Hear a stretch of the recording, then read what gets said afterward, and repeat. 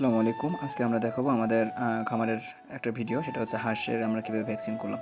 তো মূলত সবার প্রথমে আমরা আজকে হাঁসগুলোকে ভ্যাকসিন করতেছিলাম। সাথে ছিল আমি, নাদিম, আব্বু, আম্মু। মূলত আমাদের হাঁসের বাচ্চাগুলোর বয়স প্রায় ৩৫ দিনের মতো। ভ্যাকসিনটা করার নিয়ম হচ্ছে মূলত হাঁসের বাচ্চার বয়স যখন ২১ দিন থাকবে, ওই ২১ দিনের পর থেকে মূলত ভ্যাকসিনগুলো করানো যায়। তো আমাদের কাজের কিছু ব্যস্ততা থাকার কারণে আমরা এগুলো ভ্যাকসিনটা করতে পারিনি সময় মতো।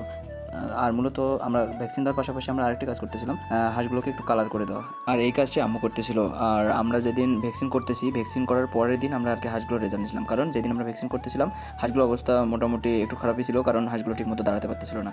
তারপর আমরা কোনো কিছু চিন্তা ভাবনা করে আমরা হাঁসগুলোকে ভ্যাকসিন করে ফেলি এবং তারপরের দিন আমরা রেজাল্টটা পাই। মোটামুটি হাঁসগুলো অনেক ভালো এবং মোটামুটি সব কিছু সুন্দরভাবে চলতেছিল। আলহামদুলিল্লাহ, সবাই মাশাআল্লাহ বলতে ভুলবেন না। আর আমি অবশ্যই ভ্যাকসিনের পিকচারটা দিয়ে রাখবো কমেন্ট বক্সে। হাঁসের বাচ্চা কেনা হয়েছিল 20টার মতো, যেখানে তারা আর কি ভুলবশত 19টা দিয়ে দেয় এবং পরে আম্মু তাদের সাথে দেখা হওয়ার পরে পরবর্তীতে তাদের সাথে দেখা হলে তারপরে তারা আমাদেরকে একটি বাচ্চা দিয়ে দেয়।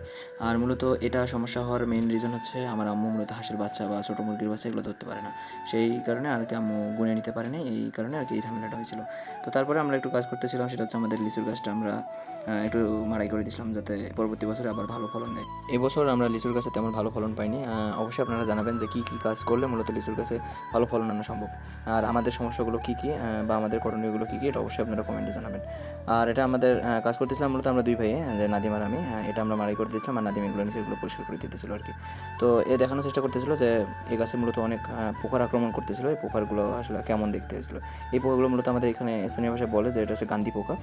এই গান্ধী পোকা কীভাবে আমরা দমন করতে পারি এটাও আপনারা অবশ্যই কমেন্টে জানাবেন। আমরা সবসময় দেখানোর চেষ্টা করি যে সম্পূর্ণ কাজটি শেষ হওয়ার পর এটা ফাইনাল কাজ কীভাবে সম্পূর্ণ হয়, তারপরে আর কি ভিডিওটা দেওয়ার চেষ্টা করি। এতে আমাদের প্রায় 2 দিন বা 3 দিন বা 1 সপ্তাহের মতো লেগে যেতে পারে।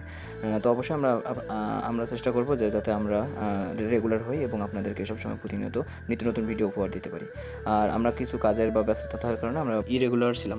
এখন থেকে ইনশাল্লাহ আমরা মোটামুটি প্রতিনিয়ত ভিডিও দেওয়ার চেষ্টা করবো। কয়েকদিন আগে যে আপনারা বাঁশ দিয়ে যে বেড়া বানানোর ভিডিওটা দেখছিলেন, এখানে মূলত আমরা যে কাজগুলো করছিলাম, এখন দেখেন মোটামুটি আউটলুকটা কেমন আসছে, যে গাছগুলোতে অনেক মাশাআল্লাহ অনেক ভালো ফলন আসছে, কারণ এখানে আর আলাদা করে ছাগল বা অন্যান্য প্রাণী যাইতে পারে না। তো দেখেন মাশাআল্লাহ অনেক সুন্দর হয়েছে, সবাই মাশাআল্লাহ বলতে বলবেন না। পরিশেষে একটি চাওয়া যে আল্লাহ যেন আমাদের রিজিকে বারাকা দান করে, আর সবাই আমাদের জন্য দোয়া করবেন। আর সবাইকে আসসালামু আলাইকুম রহমতুল্লাহি ওয়া বারাকাতুহু।